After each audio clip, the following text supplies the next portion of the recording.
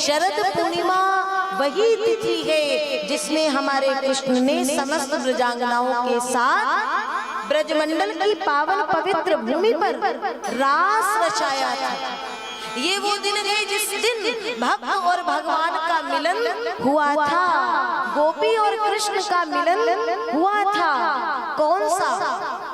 वासना का मिलन नहीं, उपासना का मिलन। और सरकार ने सुंदर बंसी बजाई है। शरद पूर्णिमा की रात है। यमुना मैया के तट पर एक पग टेढ़ा करके मुरली की जो मधुर मधुर तान छेड़ी सरकार ने। निशम्य गीतम तदरंग वर्धनम, सुंदर गीत गाया है सरकार। गजब की बांसुरी बजती है वृंदावन बसैया की, करूं तारीफ मुरली की या मुरलीधर कन्हैया की। जहां चलता न था कुछ काम तीर और कमानों से, तो विजय नटवर की होती थी वहां मुरली की तानों से। इसीलिए वृंदावन को वास भलो, वृंदावन को वास भलो, जहां पास बहे यमुना पट रानी। जो जन नहाए के ध्यान धरे, बैकुंठ मिले तिनको रज धानी। यही बैठे बैठे अगर बाकी बिहारी के साथ मन से रास करना चाहते हो तो मेरे साथ मिलकर के सबसे पहले कृष्ण ने बंसी बजाई है ना, वो मुरली की धुन में खो जाओ। बाहरी जगत से ध्यान हटा करके दो पल के लिए कृष्ण की मुरली में डूबो। आहा, ब्रजमंडल में जब मुरली बजी, भगवान कृष्ण की मुरली बजी, पूरा का पूरा ब्रजमंडल मुरली के स्वरों से गूंजने लगा। गोपियों की मति ऐसी बौराई कि एक गोपी श्रृंगार कर रही थी। श्रृंगार करते करते श्रृंगार को पलट दी, होठों की लाली आंखों में काजल के स्थान पे लगा दी। आंखों का काजल होठों की लाली बना के होठों में लगाने लगी। और सुनो भैया, एक गोपी क्या कर रही थी? अपने ससुर जी को भोजन देने जा रही थी। बड़े ध्यान से सुनना, ससुर जी को भोजन देने जा रही थी और दूसरी ओर उसे गाय को चारा भी देना है। लेकिन जैसे ही बंसी की आवाज पहुंची कानों में तो मति बौराई, तो क्या हुआ? उल्टा कर दिया। गौ को साग,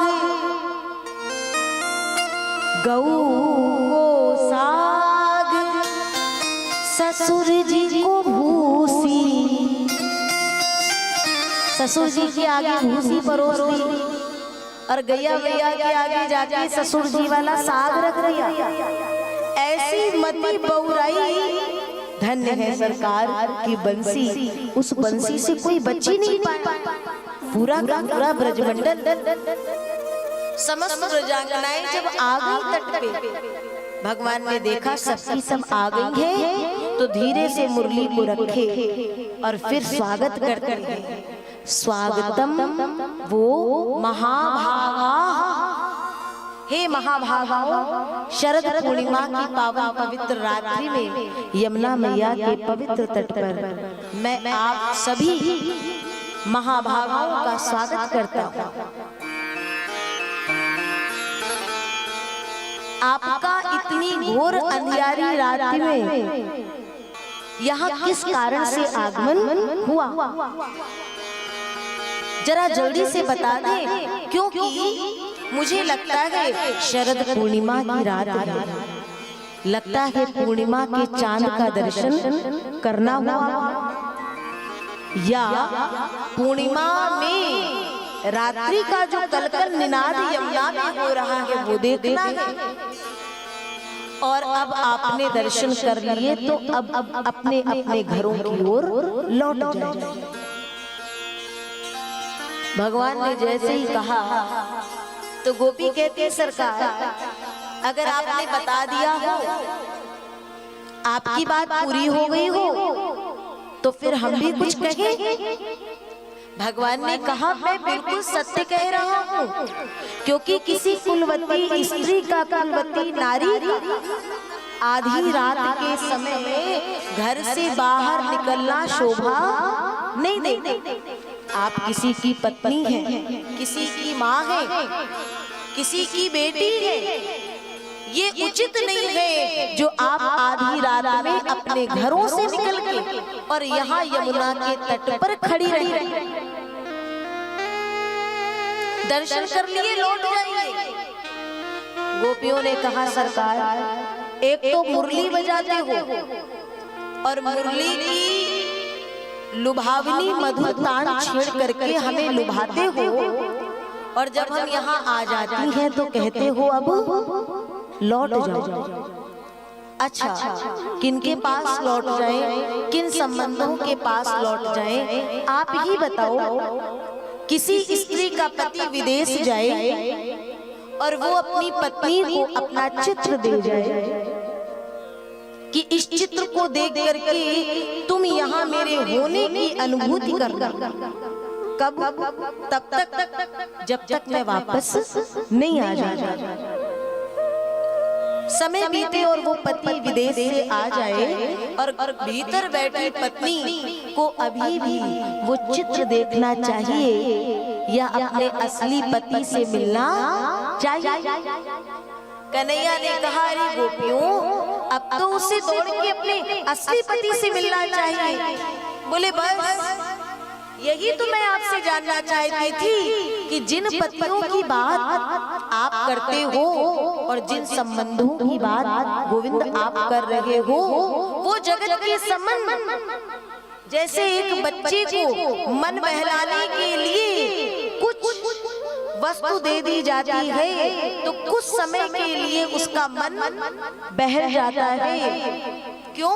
क्योंकि वो बालक है, उसको पता नहीं है। परंतु अगर बड़े के मन को बहलाना हो तो जैसे बालक के मन को बहला देते हैं, वैसे बड़े के मन को बहला नहीं पाएंगे, क्योंकि उसमें समझ आ चुकी है। उसी प्रकार से ये जगत के संबंध तो एक चित्रपट के समान है। हमारे असली पिता, हमारे असली पति, हमारी असली माँ, हमारे जीवन के सर्वस्व जो है वो गोविंद असली तो आप है। ये तो आपकी माया में हम लोग इस जगत के प्रपंचों में फंसे रहते हैं। अब जब हम प्रपंच से आपने छुड़ा करके यहाँ तक बुला लिया है तो गोविंद कृपा करके अब वहाँ लौटाने की आवश्यकता नहीं है।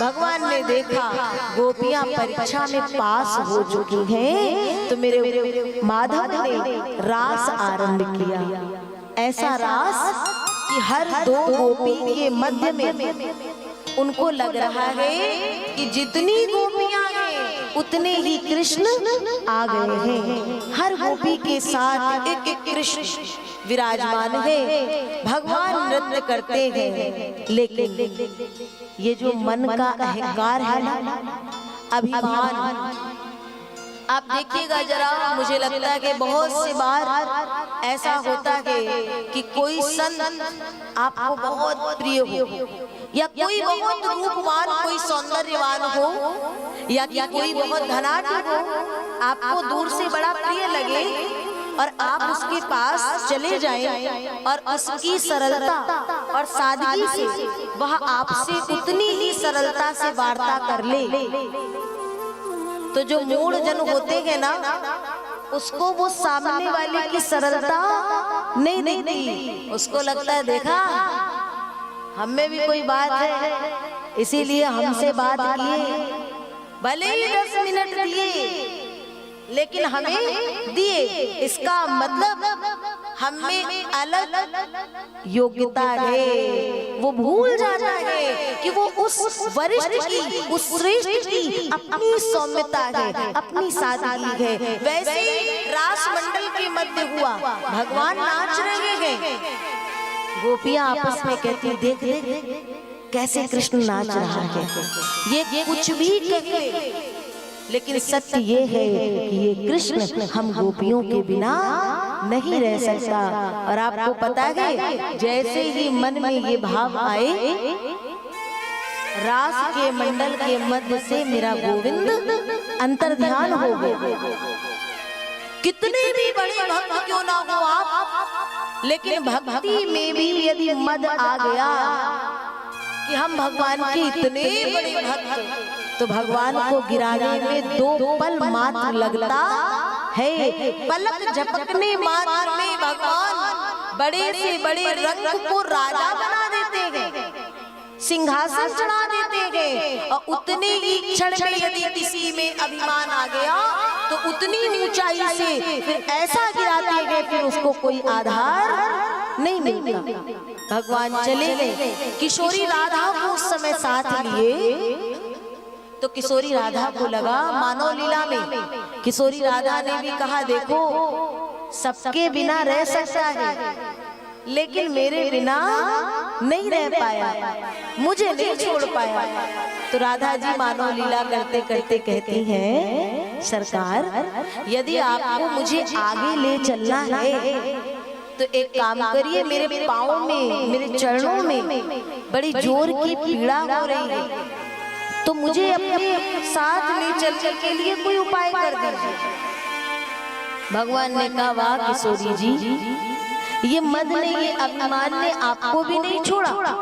तो किशोरी जी को गोद में उठाए और गोद में उठा के कांधे पर बिठाए और कांधे पे जो भी बिठा के कन्हैया चले तो कन्हैया के चरण आगे बढ़ गए, किशोरी राधा रानी वहीं लटकी रह गई। सरकार समझो कि राधा से बढ़कर के कृष्ण को और कौन प्रेमी होगा, लेकिन राधा जैसी प्रेमी के मन में भी यदि मद आ जाएगा तो ईश्वर कृष्ण को उनसे भी दूरी बनाने में समय नहीं लगता है। जीवन में ध्यान रखना, बहुत भजन कर लो, कीर्तन कर लो, कथा सुन लो, कथा करा लो, लेकिन इन सब में ध्यान रखना कि मन में अभिमान का स्थान नहीं हो पाए।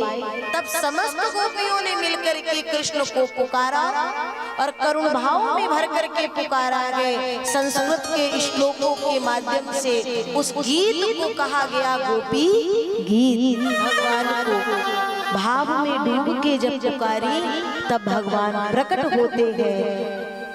रासोत्सवः संप्रवृत्तो गोपी मंडल मंडितः, गोपियों के मंडल के बीच में मेरा कृष्ण का प्रादुर्भाव हुआ और तब जो रास चला वो अनवरत 6 से 7 महीने तक रास चलता है।